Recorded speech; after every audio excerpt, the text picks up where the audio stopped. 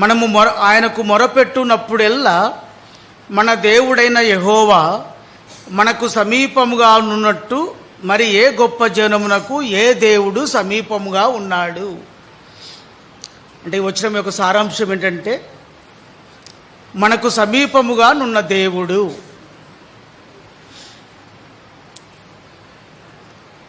దేవుడు మనకు సమీపంగా ఉండి మనల్ని ఆదరిస్తున్నవాడు, మనల్ని నడిపించేవాడు. యోసేపు జీవితంలో చూస్తే అన్నలు పగపట్టినప్పటికీ, గుంటలో వేసినప్పటికీ, ఐగుప్తులకు అమ్మివేసినప్పటికీ, పోతిఫర్ ఇంట్లో ఒక దాసుడిగా అమ్మివేయబడినప్పటికీ, చెరసాల్లో వేయబడినప్పటికీ, యోసేపు ఎక్కడ ఉన్నా, ఏ స్థలములో ఉన్నా యోసేపు ఒంటరివాడు కాడు. యోసేపుతో తన దేవుడు సమీపంగా ఉన్నట్టుగా చూస్తా ఉన్నా. యోసేపునకు సమీపంగా ఉన్న దేవుడు, యోసేపును ఒంటరిగా విడవని దేవుడు. అయ్యా మన ఆత్మీయ జీవితంలో మనల్ని ఒంటరిగా విడిచిపెడతాడా? చాలామంది వారికి వచ్చే సమస్యలను బట్టి, పరిస్థితులను బట్టి నేను ఒంటరి వాడను, నేను ఒంటరిదారను అని చెప్పి కృంగిపోయేవారుగా ఉంటారు, కన్నీరు విడిచేవారుగా ఉంటారు.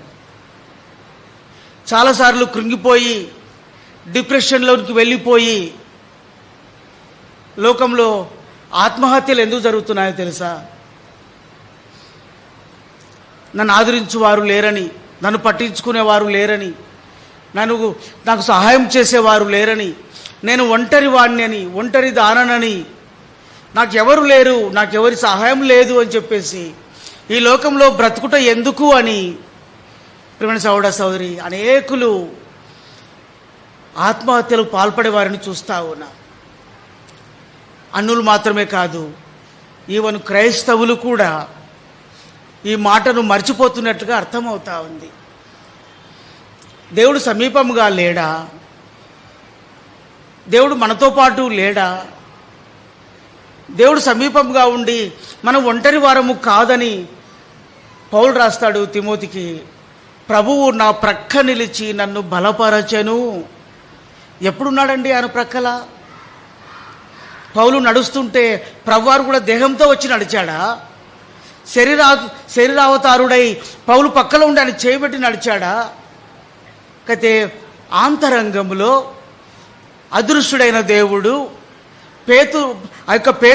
పౌలు యొక్క పక్కన నిలిచి ఆయన ఓడలో ప్రయాణం చేస్తున్నా, ఆ యొక్క అడవిలో చలిమంటలు కాల్చుకుంటూ ఉండగా ఆ కర్రలలో ఆ యొక్క మంటలో వేసినప్పుడు అందులో నుండి పాము వచ్చి కాటు వేసినా అందరూ అయ్యో ఇతను చనిపోతాడని చెప్పి అక్కడ ఉన్నటువంటి ఆదివాసీలు ఈయన చనిపోతాడని ఎదురు చూస్తూ ఉన్నారు. అయ్యో నురుగక్కుంటాడు, పడిపోతాడు, చనిపోతాడు అని ప్రజలంతా ఎదురు చూస్తుంటే పౌలునకు ఏమీ కాలేదు కదా. ఎందుకు కాలేదు అంటే ప్రభువు పౌలు ప్రక్క నిలిచి పౌలును బలపరుస్తూ వచ్చినట్టుగా చూద్దాం రండి. పరిశుద్ధ గ్రంథంలో దావీదు భక్తుడు రండి, మొదటి దినవృత్తాంతములు 12వ అధ్యాయం.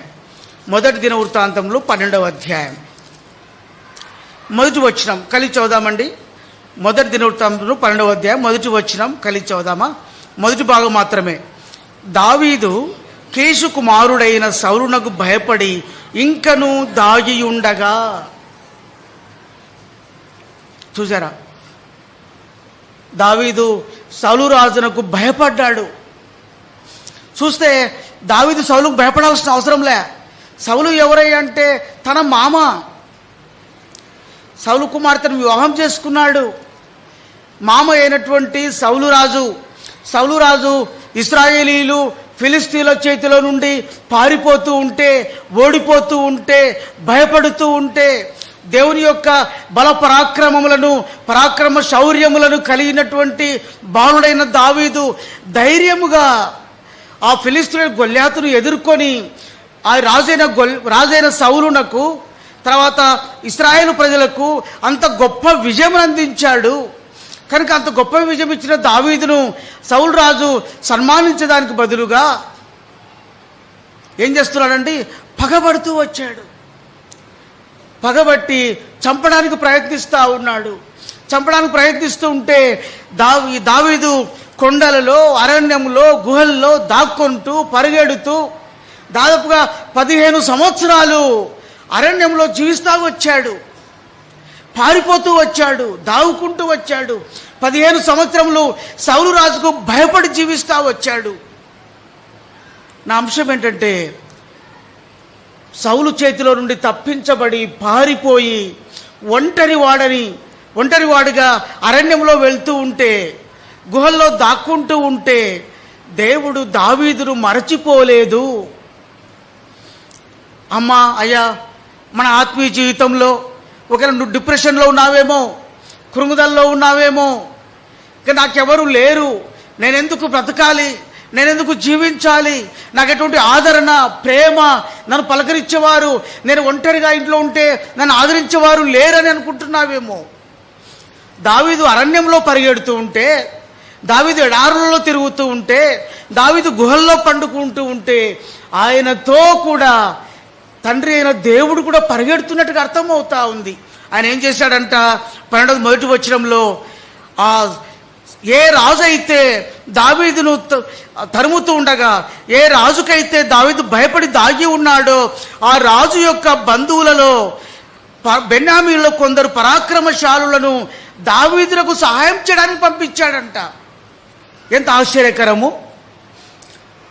సౌలు రాజు దావీదును చంపాలని తరుముతూ ఉంటే, బెన్యామీనుడైన సౌలు రాజుగా ఉండి దావీదును చంపాలని పరిగెడుతూ ఉంటే, ఆ బెన్యామీనులలో, సౌలు యొక్క బంధువులలో, సౌలు యొక్క రక్త సంబంధికులలో కొందరు అనగా పరాక్రమశాలులు సౌలులకు వ్యతిరేకముగా, దావీదుకు అనుకూలముగా యుద్ధము చేయడానికి దావీదు పక్షంగా చేరి దావీదుకు సహాయం చేయడం కొరకై సిక్లగునకు వచ్చారంట. అది దావీదులకు ఆ సమయంలో తెలియకపోవచ్చు. నా అంశం ఏంటంటే, ప్రేమ వారలారా, మన ఆత్మీయ జీవితంలో మనం కృంగుదల్లో ఉన్నప్పుడు, మనం ఓటమిలో ఉన్నప్పుడు, మరణ భయంలో ఉన్నప్పుడు, సహాయం లేదనుకుంటూ ఉన్నప్పుడు దేవుడు ఏం చేస్తాడో తెలుసా? లేదంటే శత్రు భయంలో ఉన్నప్పుడు ఆ శత్రువు నుండే, ఆ శత్రువు బంధువుల నుండే, వేరొక దిక్కు నుండి మనకు సహాయం తీసుకొని వచ్చేవాడు, మనల్ని సహాయం చేసి మనల్ని ఆదరించేవాడు. నీవు నేను ఒంటరి వారము కామని దేవుడు మనల్ని బలపరిచే దేవుడు. ఇక రావిడి చూడండి, 12వ మొదటి వచ్చిన చివరి భాగంలో చదువుదామా కలిసి, మధ్య భాగంలో నుండి అందరూ కలిసి చదువుదాం. సౌలు బంధువులకు బెన్యామీనులలో పరాక్రమశాలులు కొందరు దావీదునకు యుద్ధ సహాయము చేయుటకై అతని యొద్దకు సిక్లగునకు వచ్చిరి. ఎంత ఆశ్చర్యకరం కదా! ఎవరు చేశారు ఈ కార్యము? దావీదు మంచితనం బట్టి వారు రాలా, లేదంటే సౌలు వ్యతిరేకతను బట్టి సౌలు బంధువులు అక్కడికి రాలా. మనం అనుకుంటాము, నా మంచితనం బట్టి, నేను చేసిన మంచి కార్యములను బట్టి, నేను చేసిన మేళ్లను బట్టి అనేకులు నా పక్షంగా చేరుతున్నారు అనుకుంటాం. కానీ అది కాదు. దేవుడు మనల్ని ఒంటరి విడిచిపెట్టుట ఆయనకి ఇష్టం లేక, మనం భయపడుట ఆయనకి ఇష్టం లేక, మనం పారిపోవుట ఆయనకి ఇష్టం లేక, ఆయన మనకి ఏమైతే వాగ్దానం ఇచ్చాడో ఆ వాగ్దానము నెరవేర్చుట కొరకై శత్రువులను సైతము మన పక్షముగా చేర్చి యుద్ధము చేయడం కొరకై నిలిపేవాడు మన దేవుడు. వారు సిక్లకు వచ్చారంట. మొట్టమొదటిగా సౌలు బంధువుల్లో కొందరు సిక్లకు వచ్చారంట. తర్వాత చూస్తాము 17వ వచనంలో వస్తే కొందరు యూదా వారిలో కొందరు వచ్చారంట. వారు వస్తూ ఉంటే దావీదు అంటాడు, అయ్యా మీరు సమాధానంతో వస్తున్నారా, లేకపోతే నా శత్రువుల చేతికి అప్పగించాలని మీరు నా యొద్దకు వస్తున్నారా అని చెప్పి వారిని అడుగుతా వచ్చినప్పుడు అతను అంటాడు, దావీదు, ఒకవేళ మీరు నన్ను నా శత్రువుల చేతికి అప్పగింపాలని మీరు వచ్చిన ఎడల మన పితరుల యొక్క దేవుడు దీన్ని చూచి మిమ్మల్ని గద్దించునుగాక. David have glorious hope in his God. తన దేవుని యందు మహిమకర నిరీక్షణ ఏంటంటే, ఒకవేళ ఓ యూదావారులారా మీరు నాకు సహాయం చేయడానికి వస్తున్నారా, లేదా నాకు అపకారం చేయడానికి వస్తున్నారా, ఒకవేళ మీరు నాకు అపకారం చేసి నా శత్రులకు అప్పగించడం మీరు వస్తున్నట్లయితే నా దేవుడు ఏం చేస్తాడంటండి, మిమ్మును గద్దిస్తాడు.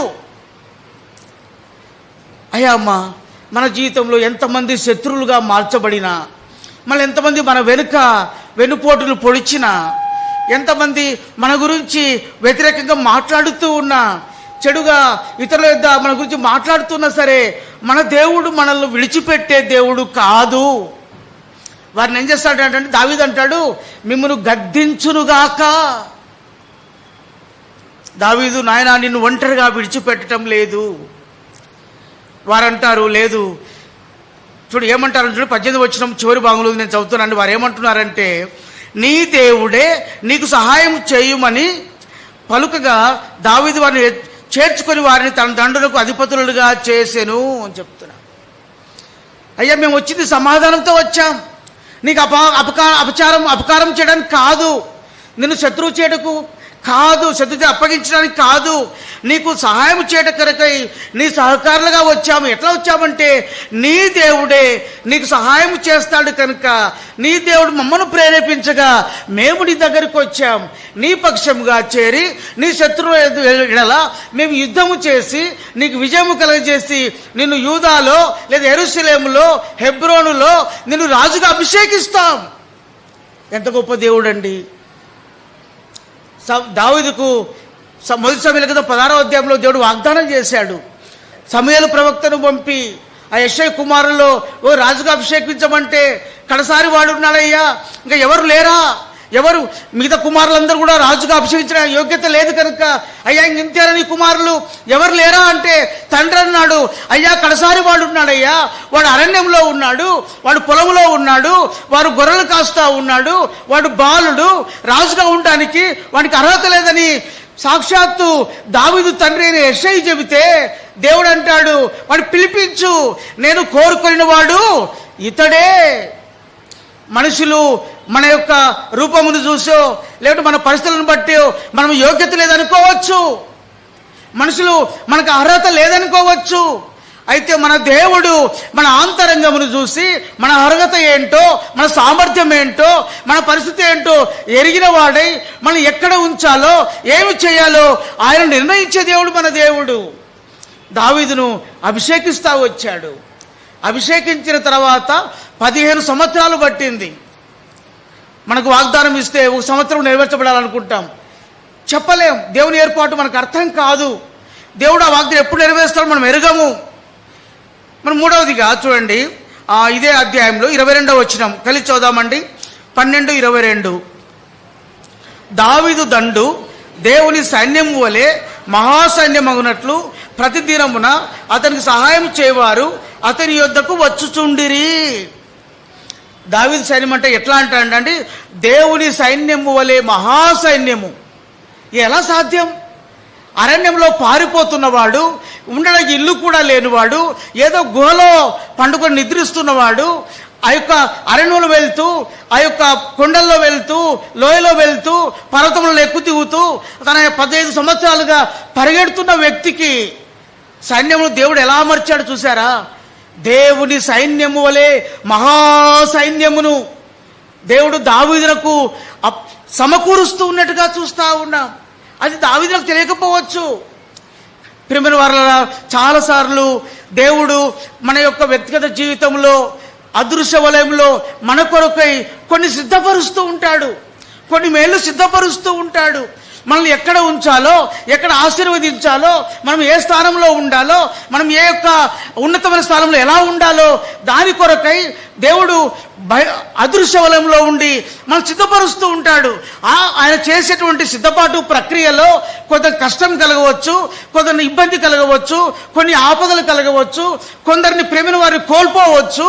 అన్ని పరిస్థితులు కూడా మరి పరిస్థితులు దేవుడు అనుమతించవచ్చు.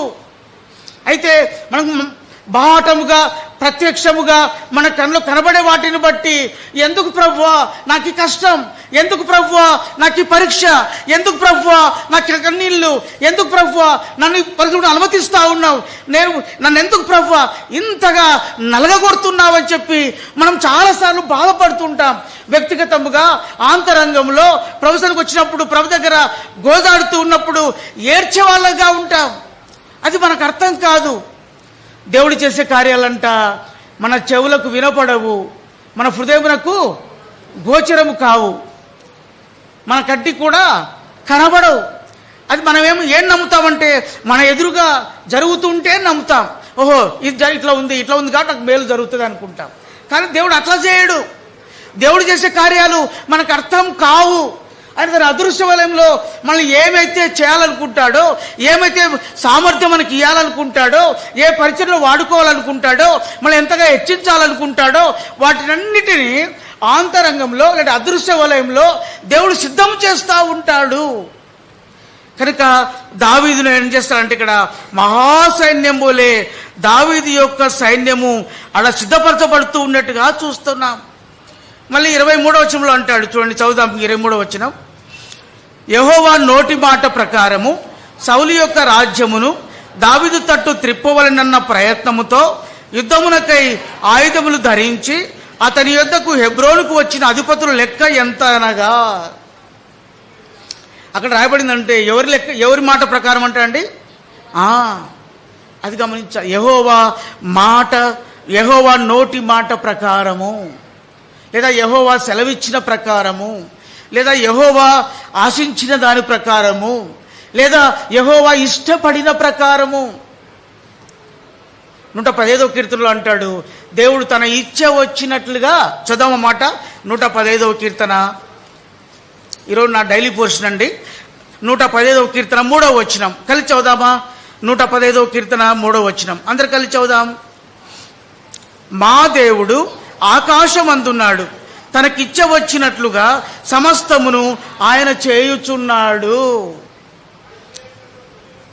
ఆకాశమందున్న దేవుడు, ఆ ఆకాశము కంటే ఆయనకి ఇంకో ఆకాశం ఉంది. మన హృదయం అనే ఆకాశం చాలా ఇష్టం.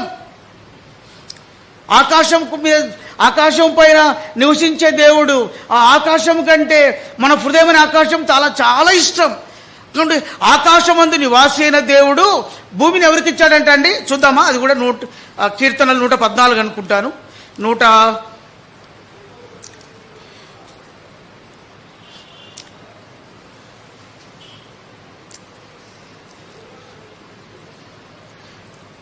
యెహోవా ఆకాశమందున్నాడు, భూమిని ఆయన నరులకు దయచేసి ఉన్నాడని ఉంటుందండి. సర్లేండి, ఓకే అండి, ఓకే. ఆకాశమందున్న నివాసించే దేవుడు, ఆయనకి ఇష్టమైనటువంటి ప్రదేశము ఏంటంటే భూమిని నరులకు దయచేసిన దేవుడు. భూమి మీద నివసించేటువంటి నరుని హృదయంలో నివసించుటకు ఆయనకి ఇష్టమైంది.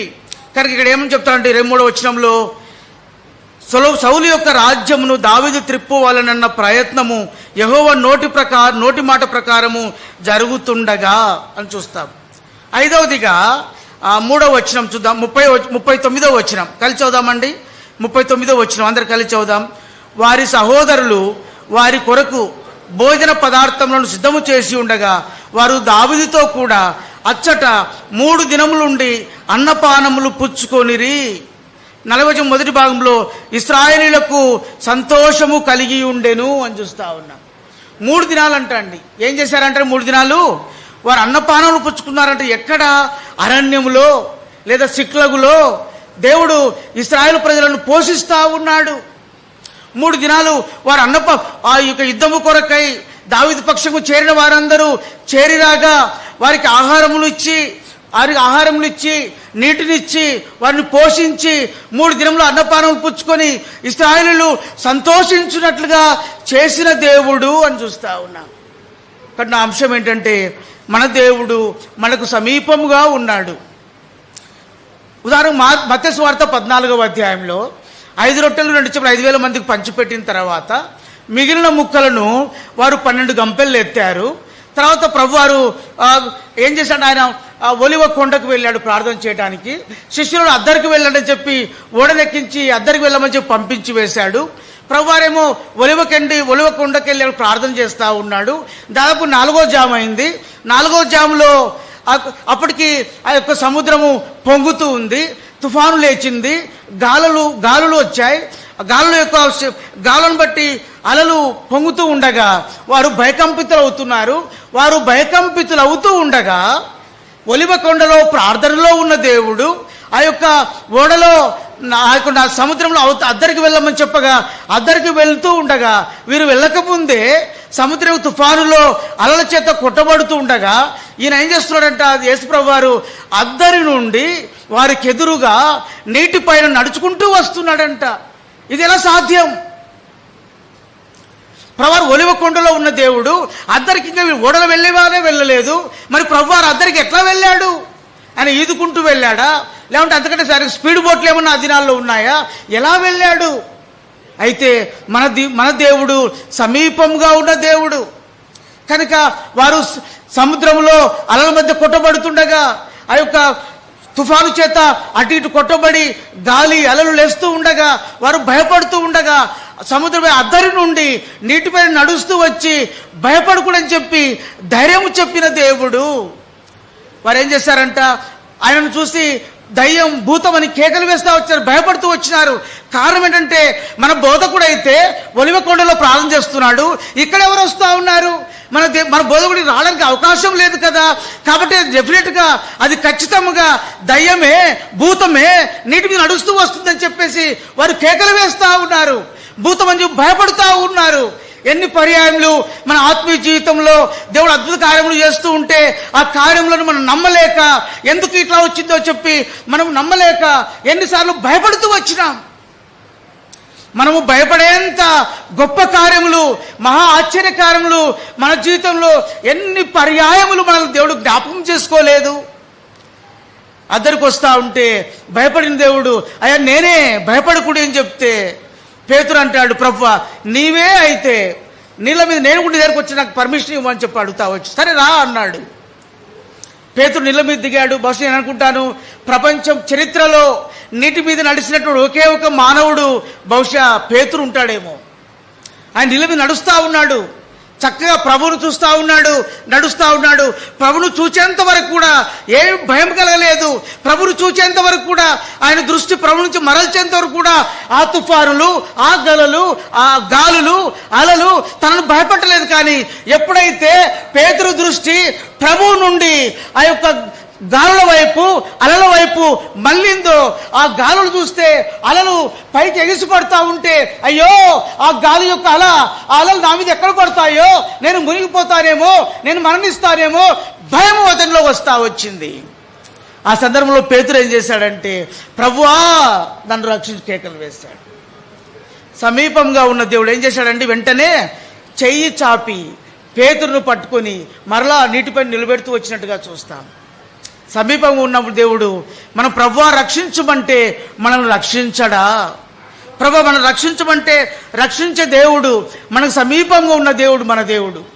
బైబిల్లో అనేకమైన సందర్భాలు చూస్తాం. షడ్రక్ మెషక్ అబేద్నెగో వారు అగ్నిగుండంలో వేయబడగా నలుగురు నడుస్తూ ఉన్నారు. అగ్నిగుండంలో ముగ్గురు వేస్తే నలుగురు కనపడతా ఉన్నారు. ప్రియమైన సహోదర సహోదరి, నన్ను తప్పించడా? ఆ అగ్నిగుండంలో వేయబడిన షడ్రక్ మెషక్ అబేద్నెగో వారు అగ్ని వంటి మహాశ్రమల ద్వారా నీవు నేను వెళ్తూ ఉండవచ్చు. మన శ్రమలను బట్టి మనం కృంగిపోయి ఉండవచ్చు, మన శ్రమలను బట్టి మనం బాధపడుతూ ఉండవచ్చు, మన శ్రమలను బట్టి మన హృదయంలో ఘోష ఉండవచ్చు, మనకు కలిగే శ్రమలను బట్టి ఈ అగ్ని వంటి మహాశ్రమలు నాకే ఎందుకు అని చెప్పి భయపడుతూ ఉండవచ్చు కాక. అయితే అగ్నిలో సంచరించు దేవుడు ఆ అగ్ని వంటి మహాశ్రమల నుండి మనం ఏం చేస్తాడంటే రక్షించుటకు సమర్థుడు. షడ్రక్ మెషక్ అబేద్నెగో వాళ్ళు చెప్పారు, ఓ రాజా నీ యొక్క ఈ అగ్నిగుండంలో నుండి మమ్మల్ని రక్షించడానికి మా దేవుడు సమర్థుడు. ఒకవేళ రక్షించకపోయినను రాజా నువ్వు పెట్టిన విగ్రహానికి నమస్కరింపం. ఎంత ధైర్యంగా వారు తన ప్రభు మీద విశ్వాసం ఉంచుతూ వచ్చినారు. నా దేవుడు సమర్థుడు, is able to save from the fire. ఆ అగ్నిగుండంలో నుండి మా దేవుడు రక్షించ సమర్థము గలవాడు, సమర్థుడు. ఒకవేళ రక్షించకపోయినా సరే మేమైతే నమస్కారం చెయ్యం. దేవుని కొరకైన తీర్మానం అది. కాబట్టి ప్రియమైన సహోదర సహోదరి, చాలా పర్యాయములు మనకు వచ్చే శ్రమల్లో, కష్టాల్లో, మన ఇంటిలో వచ్చే మరణమును బట్టి, మనకు ప్రియమైన వారి లోకం విడిచిపెట్టిన దాన్ని బట్టి ఆయా పరిస్థితుల ద్వారా ఏం చేస్తామంటే కృంగిపోతాం. కృంగిపోయి మన యొక్క ఆంతరంగంలో నెమ్మది ఉండదు, కన్నీరు కాడుస్తాం, దుఃఖిస్తాం. శరీరంలో ఉన్నాం కనుక ఇది సహజమే. అయితే జ్ఞాపకం ఉంచుకోవాల్సినటువంటి సమీపంగా ఉన్న దేవుడు, మనకు సమీపంగా ఉన్నటువంటి ఈ దేవుడు వంటి దేవుడు ఏ జనములలో ఉన్నాడు అని చెప్పేసి ద్వితీయోపదేశం రచనకర్త రచించిన వ్యక్తి మనల్ని సవాలు చేస్తూ ఉన్నాడు. ఎక్కడైనా చూశారా? ఏ జనంలో చూశారు? ఏ దేశంలో చూశారు? ఇటువంటి గొప్ప దేవుడు ఎక్కడ ఉన్నాడు? ప్రియమైన సహోదర సహోదరి, మన దేవుడు మన రక్షించిన సమర్థత గలవాడు. మనం ఒంటరి వారం కాము. మనం ఎక్కడ ఉన్నా, మన చుట్టూ ఎవరు లేకపోయినా, ఎవరు ఆదరించినా, ఎవరు ఆదరించకపోయినా, ఎవరు ప్రేమించినా, ఎవరు ప్రేమించకపోయినా, ఎవరు సహాయం చేసినా, ఎవరు సహాయం చేయకపోయినా నాకు అక్కర్లా. నా దేవుడు నాకు సమీపంగా ఉన్నాడు. నా అక్కర ఏంటో, నా అవసరత ఏంటో, దేవుడు నాకు ఏ సహాయం అవసరమో నా దేవుడు ఆ సమయానికి నాకు సమకూరుస్తాడు అనే విశ్వాసం మనకు అవసరం. నేను ఒక ఆయన ఫోన్ చేశాడు నాకు. ఏంటి సార్, తిరుపతిలో ప్రమోషన్లు ఇస్తున్నారు, మీకు పోస్టింగ్ కూడా వస్తుంది, విజయవాడ ఇస్తారో తిరుపతి తెలీదు, మీరేం పోయి అనంతపురం పోయి హ్యాపీగా కూర్చున్నారు అని అంటే, నేను చెప్పి ఆయనకు, అయ్యా నా దేవుడు నమ్మదగిన దేవుడు అయ్యా, నేను ఎక్కడ ఉండాలో అక్కడ పెడతాడు, ఎక్కడికి ఇచ్చినా పోతా, నాకేది అవసరం లేదు అని చెప్తూ వచ్చిన. నా అంశం ఏంటంటే, మనము ఒంటరి వారం కాదు. మన దేవుడు సమీపంగా ఉన్నాడు. మన అక్కర కొలదై, మన అవసరత కొలది, మన శ్రమల్లో, మనం అగ్నిగుండం గుండా వెళ్తుంటే అగ్నిగుండంలో ఆయన ఉంటాడు. మన సింహబోన్లోకి వెళ్తే సింహబోన్లో ఆయన ఉంటాడు. దావీదు వలె అరణ్యంలో ప్రయాణిస్తుంటే అరణ్యంలో ఆయన ఉంటాడు. గుహలో ఉంటే గుహలో ఉంటాడు. ఇక మనకేం కావాలా? ఇక మనకేది అవసరం? మన అక్కర్లన్నీ ఆయనకు తెలుసు. మనకు అడగ మునిపే మనకు అక్కర ఏంటో ఆయన తీర్చే దేవుడు అని చెప్పి రాయబడింది. మన అక్కరంతా తీర్చే దేవుడు. కాకపోతే ఏంటంటే, ఆయన మనకి ఎంత ఇవ్వాలనుకుంటాడో అది కాకుండా మనకి ఇంకా ఏదేదో కావాలని ఆశిస్తాం. అందుకోసం అని చెప్పి శ్రమలు వస్తాయి, కష్టాలు వస్తాయి, ఒక్కోసారి అనుకున్న స్థాయికి వెళ్ళలేము. మళ్ళీ చరిత్రలో ఎకనామిక్స్ ఉంటుంది, అర్థశాస్త్రంలో ఉంటుంది. దానిలో క్షీణోపాంత ప్రయోజన సిద్ధాంతమైన ఒక థియరీ ఉంటుంది. అదేంటో మన సాటిస్ఫాక్షన్ లెవెల్స్ ఒక దగ్గర బ్రేక్ ఈవెన్ పాయింట్ ఉంటుంది, అంతవరకే సాటిస్ఫాక్షన్. ఆ బ్రేక్ ఈవెన్ పాయింట్ అయిపోతే దెర్ ఇస్ నో సాటిస్ఫాక్షన్, తృప్తి ఉండదు.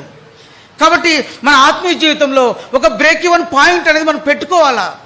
ఆ బ్రేక్ ఈవెన్ పాయింట్లో మనం నిలిచిపోవాలా. అంటే ఎంతవరకు మనకిస్తే ఆ బ్రేక్ ఈవెన్ పాయింట్లో మనం చేరుతామో, ఎంతవరకు దేవుడు సహాయం చేస్తే ఆ బీఈపీలో బ్రేక్ ఈవెన్ పాయింట్లోకి మనం వెళ్తామో అంతవరకు దేవుడు తీసుకెళ్తాడు. ఆ పైన నువ్వు అడిగినావు అనుకో, దేవుడు చేయడు. చేయకపోతే నువ్వు నిరాశపడాల్సిన అవసరం లే, కృంగిపోవాల్సిన అవసరం లే, ఏడవలసిన అవసరం లే. అయ్యో ఆ వ్యక్తి చూస్తే అన్ని బంగ్లాలు ఉన్నాయే, నాకు ఒక్క బంగ్లా ఉందే అనుకోవాల్సిన అవసరం లే. మనకు అది అవసరం, అంతవరకు ఇచ్చాడు దేవుడు. నీకు అవసరమైతే అంతకంటే రెట్టింపిస్తాడు. ప్రియమైన సహోదర సహోదరి, మన దేవుడు సమీపంగా ఉన్నవాడు. మనల్ని ఒంటరిగా విడిచిపెట్టాడు. మనకు అక్కరైనది ఏందో, మనకేది అవసరమో ఆ అవసరాన్ని తీర్చే దేవుడు మన దేవుడు. మన ఒంటరితనంలో, మన కురుగుదలల్లో, మన కన్నీటిని తుడిచి, ఓదార్చి, ఆదరించి బలపరిచే దేవుడు మన దేవుడు. అటు దేవుడి పైన దావీదు వలె, దానియేలు వలె, షడ్రక్ మెషకు వలె మనం కూడా విశ్వాసం ఉంచుదామా? యోసేపు ఎంత నమ్మకంగా ఉన్నాడండి. బాలుడైన యోసేపు 17 సంవత్సరాలు ఉన్నప్పుడేమనుకుంటా బహుశా అతను అన్నుల చేత గోతులో వేయబడితే, ఐగుప్తులకు అమ్మి వేయబడితే, చెరసాల వేయబడితే, 30 సంవత్సరాల్లో చెరసాల నుంచి విడువబడి ఆ యొక్క ఐగుప్తు రాజు తర్వాత రాజంతటి అధికారిగా తీర్చబడ్డాడే. ఏ క్వాలిఫికేషన్ ఉంది యోసేపుకు? ఏ పిహెచ్డి చేశాడు? ఏ డిగ్రీలు చేశాడు? ఏ పీజీలు చేశాడు యోసేపు? ఆయన చేసిందంతా ఏంటంటే, అతను గుంటలో వేయబడినప్పుడు నా దేవుడు నాతో ఉన్నాడు, నన్ను ఆ యొక్క పోతిఫరుకు అప్పచెప్పినప్పుడు నా దేవుడు నాతో ఇంట్లో ఉన్నాడు, వారి ఇంటిలో పోతిఫరు భార్య నన్ను బలవంతం చేసినప్పుడు నా దేవుడు నాతో ఉన్నాడు, నన్ను చెరసాల్లో వేసినప్పుడు చెరసాల్లో నా దేవుడు నాతో ఉన్నాడు. నిరీక్షణ, దేవుని మీద నమ్మకం, భయభక్తులు కలిగిన వాడుగా ఉన్నాడు. కనుక ఒక సాధారణ వ్యక్తి అయినట్టు యోసేపును ఐగుప్తు యొక్క దేశంలో రాజంతటి వానిగా ఒక గొప్ప అధికారిగా చేశాడు. There is no qualification, there is no TET, there is no ఏమంటారు DSC, there is no NEET. ఏ ఎగ్జామ్స్ లేవు వాళ్ళకు, యోసేపుకు ఏం ఎగ్జామ్స్ లేకుండా ఉన్నతమైన స్థానంలో కూర్చోబెట్టిన దేవుడు అన్నాక నిన్ను చేయి విడిచిపెడతాడా? నిన్ను ఒంటరిగా విడిచిపెడతాడా? నిన్నెంతగా ప్రేమిస్తా ఉన్నాడు. నీ కొరకు తన ప్రాణమే బలిగా ఇచ్చిన దేవుడు, నీకు తన ప్రాణమే అర్పించిన దేవుడు నిన్ను ఒంటరిగా విడిచిపెడతాడా? నమ్మిక ఉంచు, విశ్వాసంతో ఉందాం, నిరీక్షణ కలిగి ఉందాం. ఒకసారి ఆ మాట చదువుకొని ముగిద్దామండి. ద్వితీయోపదేశకాండము 4వ అధ్యాయం 7వ వచనం కలిసి చదువుదామా అందరము? మరొకసారి కలిసి చదువుదాం. ఏలయనగా మనము ఆయనకు మొరపెట్టినప్పుడెల్లా మన దేవుడైన యెహోవా మనకు సమీపంగా ఉన్నట్టు మరి ఏ గొప్ప జనమునకు ఏ దేవుడు సమీపంగా ఉన్నాడు. పరిశుద్ధాత్మ దేవుడు అట్టి నిరీక్షణ కలిగి ఉండినట్లు మనకు సహాయం చేయండి.